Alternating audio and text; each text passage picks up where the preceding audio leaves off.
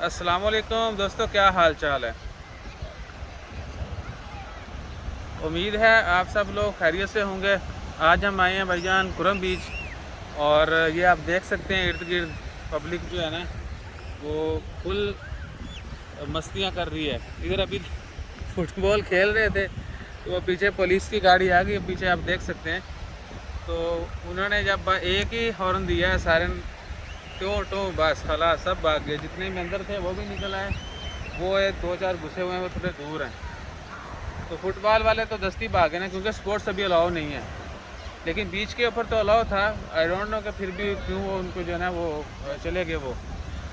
तो ये सूरत हाल है। बाकी देख सकते हैं लॉकडाउन में भी पब्लिक बाहर है। थोड़ा जूम करें उधर, वो दूर देखिए कितना जमे गफीर बोल सकते हैं आप। ये लें तो पब्लिक भाई फुल जो है ना वो मस्तियाँ कर रही है।